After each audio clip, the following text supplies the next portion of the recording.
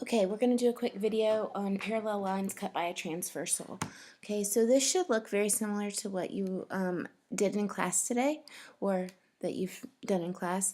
We've got a set of parallel lines, and this isn't great. I can't make this, the notes that we did do in class, rotate, so I've just done a quick sketch. Okay, so when we have a set of parallel lines that are cut by a transversal, and again a transversal is just a line that intersects a set of parallel lines, we get some pretty neat relationships with angles.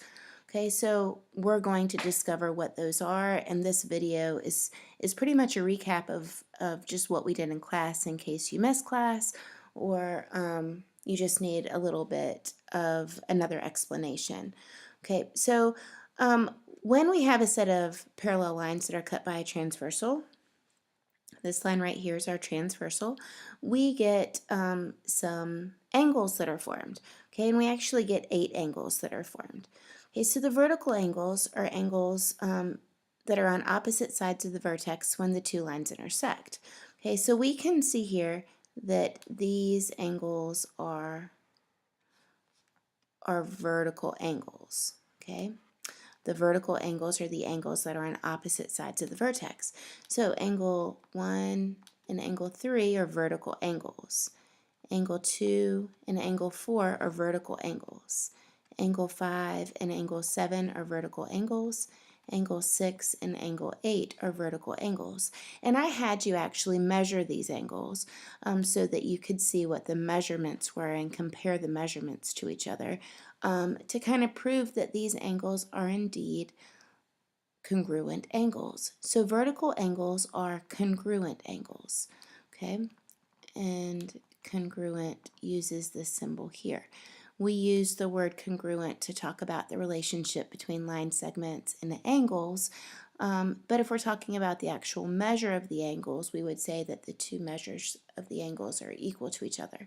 Okay, so the relationship between the two are that the angles are congruent, and then we would say that the measures are equal. The next kind of angles that are formed are corresponding angles. Okay, so it's still your same picture, but I just drew it multiple times so that I wouldn't have to erase angle marks. So corresponding angles are angles that are in the same locations in regards to the parallel lines and the transversal. So again, our parallel lines are these lines right here, and this is our transversal, and corresponding angles would be angles that are in the same location. So if we're looking at angles 1, 2, 3, and 4 and comparing those to the locations of 5, 6, 7, and 8, we can see that angle 1 and angle 5 are both on the right side of my transversal, on the top side of my parallel lines, and so these would be in the same location.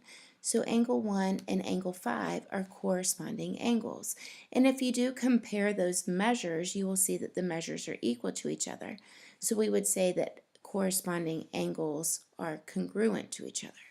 Okay, and then we can say that angle 2 and angle 6, again, they're in the same location in regards to the parallel lines in the transversal. So those are corresponding angles. And we've got angle, let's pick a different color, angles, that didn't work, angle 4 and angle 8, those are both to the left side of my transversal and above my parallel lines, and so those are in corresponding positions. And then the last one would be angle 3, angles 3 and angle 7. Those are again in corresponding locations. Okay, so what we can see is if you compare the measures that the measure of each angle is equal, and so we would say that the corresponding angles are actually congruent angles. Okay, so they're congruent angles.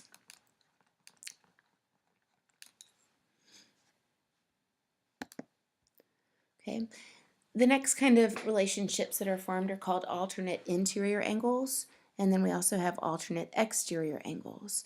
Now, alternate interior angles means on opposite sides of the transversal inside of the parallel lines. Okay, so on opposite sides of the transversal, so this is our transversal here. so on opposite sides, but inside the parallel lines.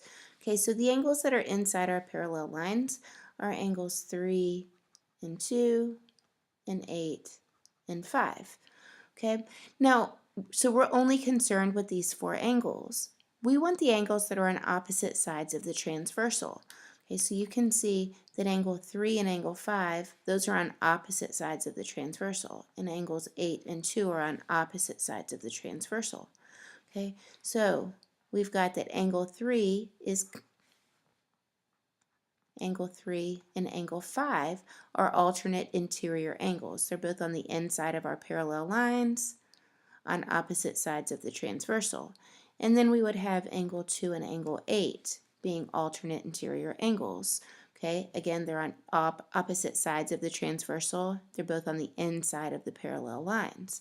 Okay, so what we can see if we look at these measures are that the measures of angle 3 and 5 are the same, and the measure of angle 2 and 8 are the same.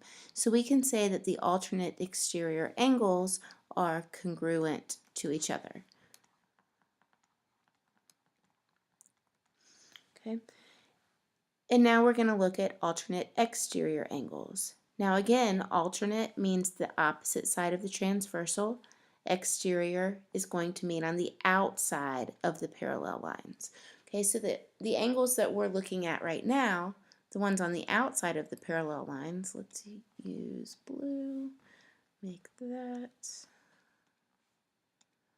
Okay, so we're talking now about angle 4 and 1 and 7 and 6. Those are on the outside of my parallel lines. Okay, so those are the only ones I'm concerned with right now, the ones outside the parallel lines. So I'm just looking at the blue ones. Okay, now the angles that are on opposite sides of the transversal would be angles 4 and 6. You should pick a different color because that's hard to see. Angle 4 and angle 6. And then we have angle 1 and angle 7. Okay, those are on opposite sides of the transversal on the outside of the parallel lines. Okay, so these are alternate exterior angles. And if we look at the measure of these angles, again, we're going to find out that these are congruent to each other.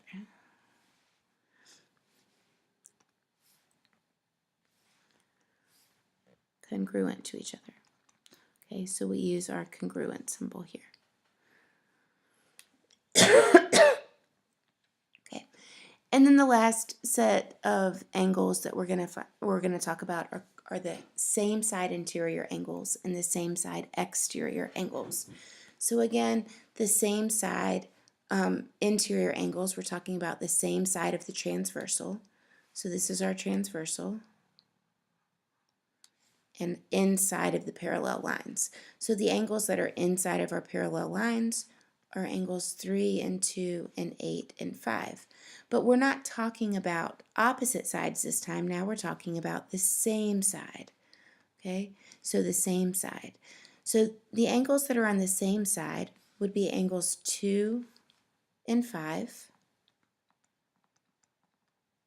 and angles 3 and 8. Okay, so these are same side interior angles. They're both on the same side of the transversal and inside the parallel lines. And if we look at these angles, we can see that these are not going to be congruent angles.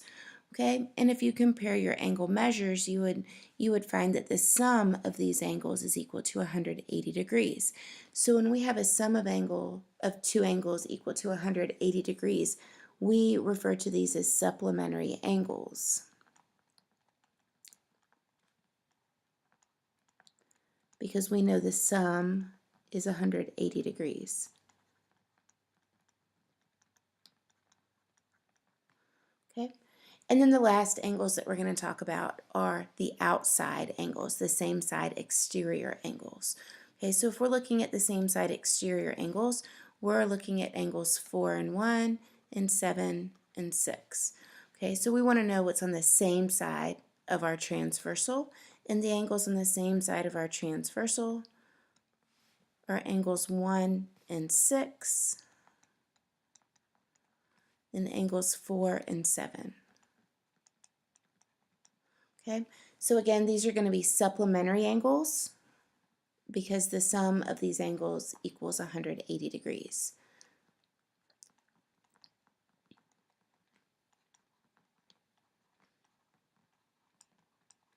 Okay, so supplementary angles because the sum is 180 degrees.